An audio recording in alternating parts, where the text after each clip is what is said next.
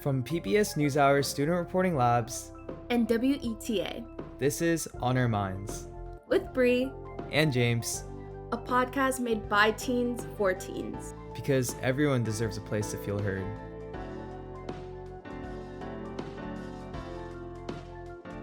Hey Bree.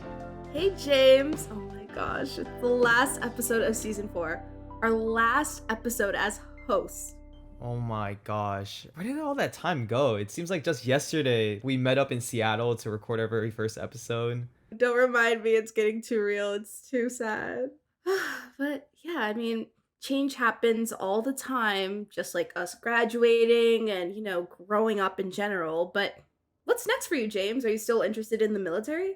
Yeah, I definitely am. So this fall, I'm going to be at Yale as an economics major. There, I'm going to be doing like ROTC. So I could commission as a second lieutenant in the Army. So yeah, honestly, it just doesn't feel quite right that I'm no longer going to be a high schooler anymore. I think that's the craziest thing. I'm sure you're feeling the same way probably, but I'm also curious to hear, Bree, what's your next chapter in your life? Yeah, definitely going to college abroad in Spain. I'm going to still be pursuing media and art, humanities, and stuff like that. I just know for a fact that you're going to enjoy it so much. I am so jealous. How did you end up deciding to go to college abroad, and why Spain specifically? I attended a trip to Spain in middle school and it really opened my eyes.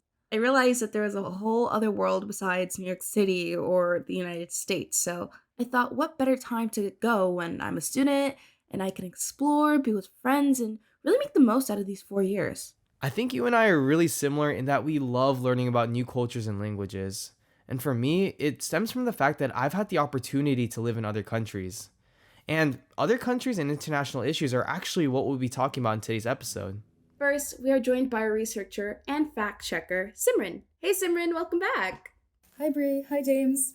Hey Simran, thanks for being here today. So recently, I was just having a conversation with a few of my friends that live abroad, and they were just kind of joking around and saying that they had this idea that Americans actually don't really understand geography at all. That was really, really funny to me. So that brings me to my question. How much do Americans, specifically teens, know about the world around them? Well, I was actually reading about this in a study from 2019. And in that study, American adults were asked questions about things like geography and current events. And unfortunately, they only answered about half of the questions correctly, which obviously isn't great. For teens specifically, though, the rise of social media has increased civic engagement and awareness of the idea that there are serious international issues taking place in many different countries. I definitely see that with my social media feed. I feel as though there's more and more news and coverage about things that are happening all around the world. It's making me feel more plugged in and connected than ever. But I'm also wondering, how does teen mental health differ in other countries? Are teens happier in other countries? So what's unfortunate is that life satisfaction and self-ratings for teens have been going down across the globe. Some of this can be attributed to COVID-19, but that's really a trend that dates back at least a decade. There's actually a test called the Mental Health Quotient Assessment, and according to a recent study, the highest mental well-being was largely in Spanish-speaking Latin America, although Tanzania topped the list. And at the bottom of that list was the United Kingdom, South Africa, and Brazil. The United States was actually in the lower third of that list. That is actually so fascinating, especially as someone who grew up both in the US and, in Latin America. Do we actually know why some countries are doing better than others? Well, the report acknowledges that there are a range of factors, but a big one is the global deterioration of relationships across generations. That means that a young person is less likely to have good family relationships and friendships than their parents or grandparents have had. It's possible that in the countries doing the best mental health-wise, that they have the strongest social connections. That's really interesting, though, that it is a global phenomenon and not just happening in the US. For some reason, I thought that it was kind of only happening in the US. Just as the US Surgeon General told us, the lack of strong relationships really affects physical as well as mental health. Yeah, for sure. Well, Simran, thanks for digging into the data. Yeah, thanks so much for having me. Now let's hear from some student reporters. First, we'll be traveling all the way to Senegal, which is the westernmost country in Africa. To give you a taste of the culture, this music that you're hearing now is by a famous Senegalese musician named Youssou N'Dour. The song, called 7 Seconds, is a big international hit. Yeah, last school year, Alexia, who's from St. Louis, Missouri, got the chance to live abroad in Dakar, Senegal. During that time, she recorded her fellow American foreign exchange students talking about their experiences. Here's Alexia. During the 2022 to 2023 school year, I had the honor to be selected for the U.S. Department of State's Kennedy Lugar Yes Abroad program, which allowed me to live and learn in Senegal's capital city of Dakar in West Africa for nearly a year. While I was convinced, even prior to my departure to Senegal, that study abroad provides eye-opening experiences, the process of living in another country and immersing myself in the culture of the place was so much more than I expected. I interviewed 3 of my peers in the cohort of the program, asking them to reflect on their study abroad journeys. Hi, I'm Gabby Haddad, and I'm 16 years old. I'm from Indianapolis, Indiana, and I'm living here in Dakar. Hi, I'm Yen Ly, and I'm currently spending my gap year in Dakar, Senegal. So I'll be living here for 10 months with a local Senegalese host family. And I'm going to KUOW, which is a local high school here. My name is Evan. I'm originally from Buffalo, New York, and I'm staying for 10 months in Dakar, Senegal. Personally, for me, like coming abroad, I really expected it to be a lot about learning about new cultures, and I was really excited to focus on the language. I definitely think it's helped me a lot to be more outgoing and more confident and just take bigger leaps. Here, you spend all your time immersed in a completely different culture and a different language. In Dakar, they speak mostly French and Wolof. I'm not fluent in either of those languages. I've learned to be more okay with that and more comfortable with that. Sometimes the smallest moments are the ones that mean the most. I think like the 5 months so far have been a collection of both really big and a lot of really small moments that are just amazing. The people that I have met have truly made my experience amazing. So going to a local high school here, and truly every day I do look forward to going to school just because the people in my class are so incredible and so hilarious. We have been able to take trips outside of the city and really just get a view on everyday life in Senegal. And I think one of the best parts about that was coming back home afterwards and just being able to feel at home with my host family. For me, I think a big challenge of living abroad is it's a little bit lonely because you're starting brand new. I've had a lot of friends, but it's hard sometimes not feeling as close to everyone. Exchange students have to deal with a lot of homesickness, and I'm very close to my family, so that's definitely been hard. It's gotten a lot better. I think that it's just a natural part of studying abroad and you learn how to cope with it. My favorite thing to do is put on headphones and blast Taylor Swift and dance in the bathroom. And I think it's a blast and it makes me feel better. Often U.S. teens can be just a little bit closed-minded about the rest of the world. Studying abroad is just really useful to see other cultures with a realistic view without what we see in movies and stuff, and just to get a real perspective that's different from what we might learn in school. I think the biggest thing is that when you're young, you are so free to do whatever you want. Truly, just because you can and you're so free to do it, why not? Why not take that opportunity to say yes to something new? Because in the end, you absolutely will not regret it. Exchange is really amazing. It is the best decision I've ever made to come here to Senegal and live a year here. But it can be hard sometimes, and so just know that it's going to be great. And on the days where you're down, it's okay. It'll get better. Go blast some music, and it'll be the best experience of your life. So I definitely resonate to what everyone was saying. When it comes to living abroad, I'm super excited about just the whole new experience of living somewhere else. But I'm definitely also nervous about feeling homesick, missing my family, and definitely the language barrier because I know they speak Spanish super fast and I'm still a beginner, but we're gonna see what happens. Yeah, no, I definitely get that. But knowing you, I'm sure you'll be able to adjust living abroad really well. I remember actually having to do the same whenever I had to live in South America or Korea when I was younger.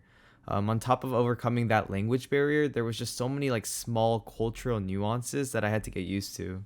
I'm with you there. I'm super interested about learning different cultures and just knowing about what goes on in various parts of the world. And with the help of social media, podcasts, and broadcasts, I get a lot of my news from those platforms. Well, speaking of the news, I've actually made it a new goal of mine to keep myself updated with what's going on both domestically and internationally. For instance, I'm trying to learn all about the Israel Hamas conflict, which is just really complicated. Yeah, definitely.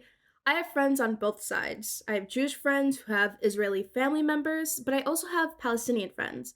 And I've been trying to keep myself up to date and educated on what's going on. Well, that's exactly what student reporter Miriam Reichenberg explored. She's from Berkeley High School in Berkeley, California, and she interviewed students and teachers at her school last semester about the Israel Hamas conflict and what, if anything, should be taught in school. Let's take a listen. On the Monday after October 7th, when Hamas launched a series of attacks in Israel, I returned to Berkeley High School in Berkeley, California, a diverse public school of over 3,300 students, feeling overwhelmed, confused, and unsure of how to process the events that would lead to what is now the Israel-Hamas war. Tonight on PBS News Weekend, death and destruction in the Middle East as Hamas launches a surprise assault on Israel. Over that weekend, my peers and I had been bombarded by horrific stories and photos, mostly on social media and online, as events unfolded. Ariel Kahat, a Berkeley High junior born in Israel, immediately reached out to his family. I remember actually calling my grandma the day after, who lives in Israel, and just hearing the fear in her voice made me really scared. Senior Mohammed Delgado, an active member of Berkeley High's Muslim Association, remembers the fear he felt. So I was just watching, and obviously, as always, I was concerned that more people were going to have to die, that more people were going to be killed. As a way to process coming retaliatory attacks on Gaza, Mohammed and other students organized a school walkout in support of the Palestinian people the week following October 7th. In the hallways and in my classrooms that first day, and for a few weeks that followed, I saw kids pulling out their phones, checking the news, and heard them talking about what was happening. Information was confusing and chaotic and ever-changing. My Instagram feed was filling up with hastily reposted infographics and viewpoints. My friend, Israeli-American junior Ori Bizaglo, felt overwhelmed. I felt terrible because it felt like everybody had their own opinion about this that they'd never formed before, and suddenly everyone was an expert. It was just so surreal to have something so close to home suddenly amplified on such an intense level. For the first few weeks, friends did check in with each other, especially on those with Israeli or Palestinian family members. As someone who has cousins in Israel, I knew how important it was to ask my friends with ties to the region how they were holding up. Many teachers, though, were questioning how or if to bring up the conflict in their classrooms with students. Most of my teachers acknowledged what was happening and told us we'd get around to discussing the issue once they had a chance to educate themselves. Here's my history teacher, Peter Rodriguez. You don't want to open a can of worms without doing due diligence, and I've been teaching long enough to have made that mistake before. The sort of consideration is, am I knowledgeable enough to facilitate that discussion well? And then also, are we so close to it in terms of time that can I manage the emotions of it well? And those are two separate. Sometimes I would say I have enough knowledge, but the emotions are going to be too raw. Sometimes I don't have enough knowledge, but everyone in the room is emotionally ready. Mohammed's history teacher chose to present her class with some primary sources and documents as a way to educate her students, and he thought this was a productive and respectful way to address the conflict. We had the Balfour Declaration, which was a 1917 statement issued by the British government announcing its support for the establishment of Israel. These were primary sources. These weren't just, the teacher's PowerPoint. We could come up with our own thoughts. We were given the different perspectives from people who might have been for the establishment of Israel, or people who were more concerned about what was going to happen to the residents of Palestine. And so I think that's the best way to go about it is to give us these resources. But as time went on, I noticed fewer check-ins and teachers weren't bringing discussions into the classrooms. And it struck me, are we not going to talk about this at all? On some level, that feels strange to me. Here's this huge world event that's impacting many people I know. That's just the way that a lot of people are. If the issue isn't really right in front of them, then they move on. I get it. There's a full-blown war and a humanitarian crisis in Gaza, and it's very uncomfortable and brings up so much raw emotion and judgment. Again, here's Ariel, the student born in Israel. When Israel kind of started attacking back, there was a pretty big shift in the way people viewed it. All of the empathy kind of turned into judgment. In school, I honestly have almost avoided the issue because it's a bit uncomfortable to talk about. Here's how my Israeli-American classmate Ori put it. I think that the fact that we haven't talked about it sort of shows how intense it is, because Berkeley High is such a place of let's talk about it. Let's figure it out. Let's see how we feel. This is my personal life, my personal history. And then it's all just being explained in a way that doesn't feel right. So I don't need this to be a part of school. I try to escape at school. I don't want to have that be a part of my school life. If we were to talk about this, it needs to be done so well. It needs to be done in a way that is no one feels uncomfortable, or if they do, there's a place for that and an acknowledgement that we're not all the same. We all come from different things, different opinions. Mr. Rodriguez added that the reality is that there's so much in the news that affects us all. It's a constant barrage of events that feel significant to my student population. I mean, I have been teaching in an age where, for instance, shootings are not uncommon and feel very personal, I think, to a lot of my students. The war in Ukraine also comes to mind as sort of an event that felt like it was going to be significant historically and significant to our student populations, maybe more so with this one because of our school demographics. As teens, we have so much on our minds, and my peers and I are growing up in such a tumultuous time. Political activism, educated discussions, and voicing of opinions have their place, for sure, but maybe it's okay for us not to have to constantly talk about what's happening right now in the world at school. Maybe tolerance and empathy for each other are enough. Maybe the silence I've been feeling uncomfortable with is actually an understandable response, as we give ourselves time and space to process and talk in smaller groups and within our families. During the time since Miriam produced that piece, a lot has been happening here in the States, particularly on college campuses with student protests. Yeah, it's intense. There have been a lot of arrests. It's kind of scary. During times like these, it's more important than ever that young people get a platform to share what they are experiencing. You know, that's why I'm really glad I took on this project to co-host this year's season of On Our Minds. One of my greatest hopes for the program going into the show was that, hopefully, On Our Minds would give our listeners hope and also a chance to learn about other teens. In doing so, I think we can really foster a lot of understanding and even learn something new about ourselves.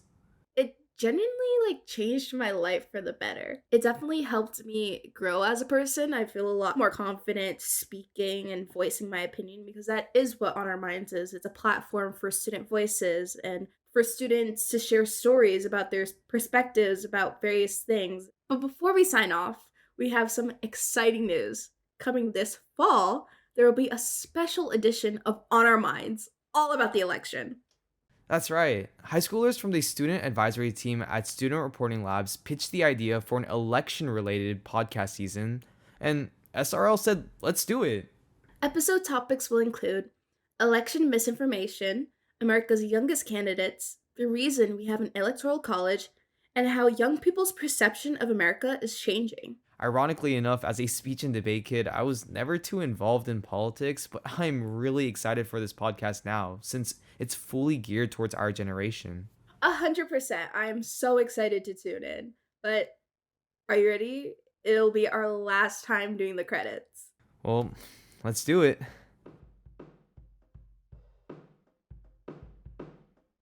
Honor Minds Season 4 is produced by Student Reporting Labs in collaboration with KUOW's Radioactive Youth Media. Today's segments were produced by Alexia and Natasia from St. Louis, Missouri. And Miriam Reichenberg from Berkeley, California. This episode was produced by lead podcast producer Briget Ganske and associate producer Jaylah Moore Ross with research and fact-checking by Simran Gupta. Alayna Ly edited and mixed this episode. Approval and oversight by editorial director Marie Kusik and executive producer Leah Clapman. Theme music by Joseph Broad. Additional music from Blue Dot Sessions. If you or someone you know needs help, we have a list of resources at studentreportinglabs.org/mental health resources. Yeah, I thought we were gonna do this for the rest of our lives. What is going on? I thought I was gonna be old and gray and still be like, this is on our minds. Podcast BFFs forever. Podcast BFFs forever, absolutely.